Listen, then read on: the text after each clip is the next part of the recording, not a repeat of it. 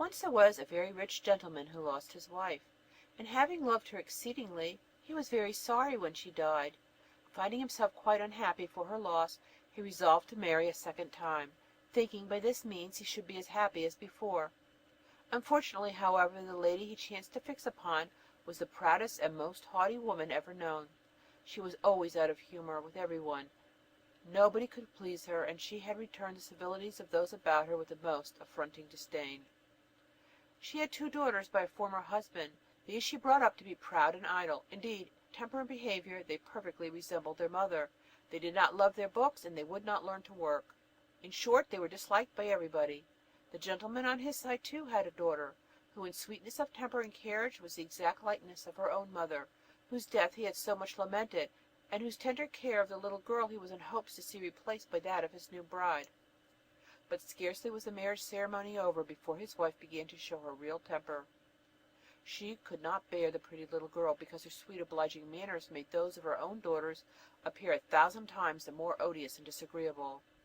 She therefore ordered her to live in the kitchen, and if ever she brought anything into the parlour, always scolded her until she was out of sight. She made her work with the servants in washing the dishes and rubbing the tables and chairs.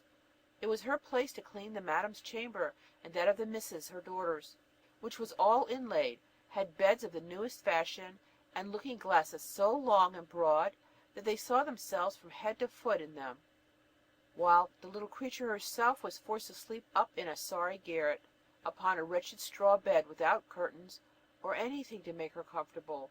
The poor child bore this with the greatest patience, not daring to complain to her father, who she feared would only reprove her, for she saw that his wife governed him entirely. When she had done all her work, she used to sit in the chimney corner among the cinders, so that in the house she went by the name of Cinderbreech. The youngest of the two sisters, however, being rather more civil than the eldest, called her Cinderella; and Cinderella, dirty and ragged as she was, as often happens in such cases, was 1,000 times prettier than her sisters, dressed out in their splendour. It happened that a king's son gave a ball, to which he invited all the persons of fashion in the country. Our two misses were of the number, for the king's son did not know how disagreeable they were, but supposed, as they were so much indulged, that they were extremely amiable. He did not invite Cinderella, for he had never heard of her. The two sisters began immediately to be very busy in preparing for the happy day. Nothing could exceed their joy. Every moment of their time was spent in fancying such gowns, shoes, and head dresses as set them off to the greatest advantage. All this was new vexation to poor Cinderella, for it was she who ironed and plaited her sisters' linen. They talked of nothing but of how they should be dressed. "I," said the eldest, "will wear my scarlet velvet with French trimming." "And I," said the youngest, "shall wear the same petticoat I had for the last ball; but then, to make amends for that, I shall put on my gold muslin train, and wear my diamonds in my hair. With these I must certainly look well."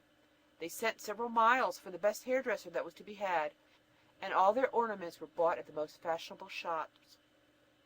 On the morning of the ball they called up Cinderella to consult her about their dress, for they knew she had a great deal of taste. Cinderella gave them the best advice she could, and even offered to assist in adjusting their head dresses, which was exactly what they wanted, and they accordingly accepted her proposal. While Cinderella was busily engaged in dressing her sisters, they said to her, "Should you not like, Cinderella, to go to the ball?" "Ah," said Cinderella, "you are only laughing at me. It is not for such as I am to think of going to balls." "You are right," said they. "Folks might laugh indeed to see a Cinderbreech dancing in a ballroom." Any other than Cinderella would have tried to make the haughty creatures look as ugly as she could, but the sweet-tempered girl, on the contrary, did everything she could to make them look well. The sisters had scarcely eaten anything for 2 days, so great was their joy as the happy day drew near. More than a dozen laces were broken in endeavouring to give them a fine slender shape, and they were always before the looking-glasses. At length the much wished-for moment arrived. The proud misses stepped into a beautiful carriage, and, followed by servants in rich liveries, drove towards the palace. Cinderella followed them with her eyes as far as she could, and when they were out of sight she sat down in a corner and began to cry. Her godmother, who saw her in tears, asked her what ailed her. I wish," sobbed poor Cinderella, without being able to say another word. The godmother, who was a fairy, said to her, You wish to go to the ball, Cinderella. Is this not the truth?" "Alas, yes," replied the poor child, sobbing still more than before. "Well, well, be a good girl," said the godmother, "and you shall go." She then led Cinderella to her bedchamber, and said to her, "Run into the garden and bring me a pumpkin." Cinderella flew like lightning, and brought her the finest she could lay hold of. Her godmother scooped out the inside, leaving nothing but the rind. Then she struck it with her wand, and the pumpkin instantly became a fine coach, gilded all over with gold. She then looked into her mouse trap, where she found 6 mice, all alive and brisk. She told Cinderella to lift up the door of the trap very gently, and as the mice passed out she touched them one by one with her wand, and each immediately became a beautiful horse of fine dapple gray mouse color. "Here, my child," said the godmother, "is a coach and horses too, as fine as your sister's. But what shall we do for a postilion?" "I will run," said Cinderella, "and see if there is not a rat in the trap. If I find one, he will do very well for a postilion." "Well thought of, my child," said her godmother. "Make what haste you can." Cinderella brought the rat trap, which to her great joy contained 3 of the largest rats ever seen. The fairy chose the one which had the longest beard, and touching him with her wand, he was instantly turned into a handsome postilion, with the finest pair of whiskers imaginable. She sat next to Cinderella. "Go again into the garden, and you will find 6 lizards behind the watering pot. Bring them hither." This was no sooner done than with a stroke from the fairy's wand they were changed into 6 footmen, who all jumped up behind the coach in their lace liveries, and stood side by side as cleverly as if they had been used to do nothing else the whole of their lives. The fairy then said to Cinderella, "Well, my dear, is not this an equipage as you could wish for, to take you to the ball? Are you not delighted with it?" "Yes," replied Cinderella with hesitation, "but must I go thither in these filthy rags?" Her godmother touched her with the wand, and her rags instantly became the most magnificent apparel, ornamented with the most costly jewels in the whole world. To these she added a beautiful pair of glass slippers, and bade her set out for the palace. The fairy, however, before she took leave of Cinderella, strictly charged her on no account whatever, should she stay but a single moment after that time, her coach would again become a pumpkin, her horses mice, her footmen lizards, and her clothes be changed to filthy rags. Cinderella did not fail to promise all her godmother desired of her, and almost wild with joy drove away to the palace. As soon as she arrived, the king's son, who had been informed that a great princess whom nobody knew was come into the hall, presented himself at the door of her carriage, helped her out, and conducted her into the ballroom. Cinderella no sooner appeared than everyone was silent. Both the dancing and the music stopped, and everybody was employed in gazing at the uncommon beauty of this unknown stranger. Nothing was heard but whispers of "How handsome she is!" The king himself, old as he was, could not keep his eyes from her, and continually repeated to the queen that it was a long time since he had seen so lovely a creature. The ladies endeavoured to find out how her clothes were made, that they might get some of the same pattern for themselves the next day, should they be lucky enough to meet with such handsome materials, and such good work people to make them. The king's son conducted her to the most honourable seat, and soon after took her out to dance with him. She both moved and danced so gracefully that everyone admired her still more than before, and she was thought the most beautiful and accomplished lady they ever beheld. After some time a delicious collation was served up, but the young prince was so busily employed at looking at her that he did not eat a morsel. Cinderella seated herself near her sisters, paid them 1,000 attentions, and offered them a part of the oranges and sweetmeats which the prince had presented her, while they on their part were quite astonished at these civilities from a lady whom they did not know. As they were conversing together, Cinderella heard the clock strike 11 3/4. She rose from her seat, curtsied to the company, and hastened away as fast as she could. As soon as she got home she flew to her godmother, and after thanking her 1,000 times, told her she would give the whole world to be able to go again to the ball the next day, for the king's son had entreated her to be there. While she was telling her godmother everything that had happened to her at the ball, the 2 sisters knocked a loud rat-tat-tat at the door, which Cinderella opened. "How late you have stayed," said she, yawning and rubbing her eyes and stretching herself as if just awakened out of her sleep, though she had in truth felt no desire for sleep since they left her. "If you had been at the ball," said one of her sisters, "let me tell you, you would not have been sleepy. there came thither the handsomest, yes, the very handsomest princess ever beheld. She paid us 1,000 attentions, and made us take part of the oranges and sweetmeats the prince had given her. Cinderella could hardly contain herself for joy. She asked her sisters the name of this princess, to which they replied that nobody had been able to discover who she was, that the king's son was extremely grieved on that account, and had offered a large reward to any person who could find out where she came from. Cinderella smiled and said, "How very beautiful she must be! How fortunate you are! Ah, could I but see her for a single moment!